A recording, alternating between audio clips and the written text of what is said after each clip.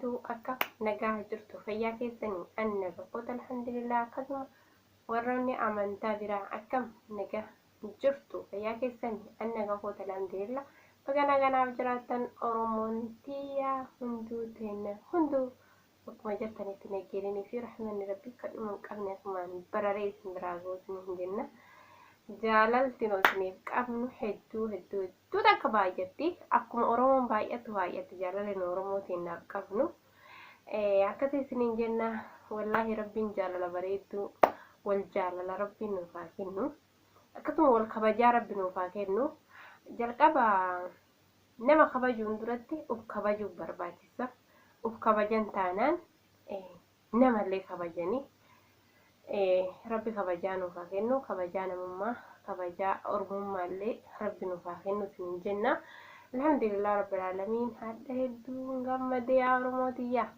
tiyya bakka gammachuun yeroo hunda alhamdulillah gammachuun sanaan baay'adha bara alhamdulillah rabbi galanne haa ga'u wallahi tama jirtu keessatti yoo gammadde ofirraa shaa jette yoo jiraatte irra wayyaadha yeroo hundinuu gadda gaddumaan si deema gammachuudhaan si baay'atti ani yeroo hunda jireenya kee keessatti gammachuun qaba wallahi alhamdulillah tamar gadhetti gammadee yoo jiraadhe irra naa wayyaadha jireenyi qaala'ee jireenya kana ta'e jedhee yoo waraarsaa oolle yeroo hundinuu waraarsaadha yeroo hundinuu yaadum gammachuun hin jirtu maaltu na gaddisiisa wallahi xiqqoo argadhe sani gammadee fira shaa jedhee jiraachuu irra naa wayyaadha obboleeyyaa kan koosiniin jedha asumaan foddaa kaameraa ta'an hin argitan chaanaalati na bira dhaabbadha na jajjabeessaa sheerii naa godha laayikii naa godha haga yoom walitti mataa ollobboroo oromoo teennaa haasofni yoo walitti qajeelchee naasaa jedheellee naanasaamu harka daddaba kana na dhaggeeffachuu dhiiftanii yoo viidiyoo na daawwattan wantani dhiiftan bareedaadha hamaal gonare homo qabnatti hin gammanna wallahi tanamaa osoo eeguun taane teenuma taqabnu sanatti hin gammanna antiyyuma taqabu sanatti hin gammadaa waan keessan hin beeku obboleeyyan kankoo akkuma qabdanitti gammaddan abdii isinirraa qaba maaliif iyyuu akkasuma wayyaadha akkasuma tora bareedaadha gammachuun tiyyatan lammaffaa tan dhufeef alhamdulillah summa alhamdulillah rabbil alamin alhamdulillah rabbil alamin alhamdulillah rabbil alamin wallahi rabbiin gammachuu itti nuu haa dabalu gammachuu marraa nuuf haa eeda'u maali yoo jettan wanni hamdaa galfattuuf maalidha yoo jettan taate namni yaadattan daa'imti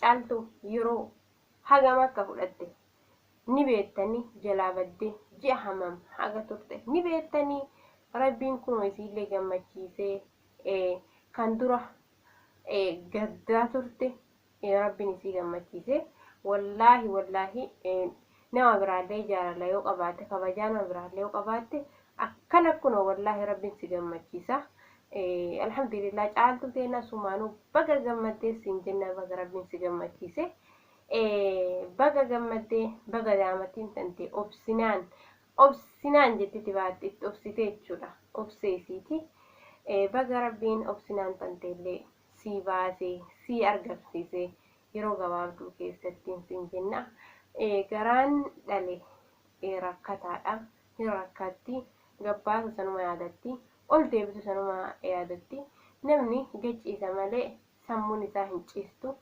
garaan isaa hin ciisu garaanis nama hin ciisu akkasii obboleeyyan keenya baga gammaddee nuu jedhaani asumaan sheer godhaatii biraan nagaa anis hedduu takkaan hin gammadee fi baga gammaddee baga rabbiin irra si aansee siin jenna ammaan booda garuu akka daa'ima tanteetti eeggattu situ karoora baafadhu mana sanirraallee jijjiiradhu mana namittiin mujirintittiin sun mujirima isin namaa miti oromoo miti maqaa keenya dhaatte amantii keenya dhaatte waan hin taane daladdee maqaa nu balleessu jirti akka isiin lamu safara kan kee hin beeknetti feetu biyya galtu feetu daa'ima biyya galfattu namni daa'ima qabu yoo rabbiin tokkochi nama eege malee of eegeef hin baasu. Atillee of eegi, rabbi si haa eegu sin jedha ana akka kiyya. Rabbillee si haa eegu inshaallah, inni si eega. Nama hamtuu namatti hin yaanne wallaahi rabbiin hin eega inshaallah. Rabbi si haa eegu. Mana sanirraallee jijjiiradhu, mana hiraaraa, mana akkanatti hiraaraman kan yookiin itti dhiisi daa'ima tantee fudhadhu ni jiraadha mushaakila malee haasawa tokko malee ni jiraadha jette daa'ima tantee biyya galfadhu, haadha tantee bira geeffadhu, deebiitii dalagadhu. Qaraa kama deemtee deebitee waraqaa ni qabda, galtee deebi'uullee ni dandeetta. Deemiitii galiitii daa'ima tantee galfadhu, deebii dalagadhu, daa'ima tantee jiraachifadhu. Sigale amma achi hajji waan faayidaa sii qabu tokko natti fakkaatu. Ana kan yaadatii waan faayidaa sii qabu natti hin fakkaatu. Maaliif faayidaa dhabeetiin jira tafiitiifu mujirtitti illee achi gabbaate taanaan jaarsa kiyyeetti hin dhiiftu. Ati amma akka rabbiin hankeessirraa jaalatutti homa kanaa sanaasanii dhiifte daa'ima tantee fudhattee yookiin biyya geeffattee yookiin biyya bira jiraattee jiraachifachuu yookiin daa'ima tantee galfattee deebitee jiraachuudha. Kana lamaanii garritti si baasu. Namni daa'ima qabu mana dalagaas yoo deeme qalbiin gara daa'ima sanii jirti, namaanis wal dhaba. Ammallee deebitee rakkoo biraa keessa hin seenini. Baga rabbiin daa'ima tanteellee si baase. Eega daa'ima tantee rabbiin si baase gara itti si baasu si laallata. Namni namatti himeefi miti.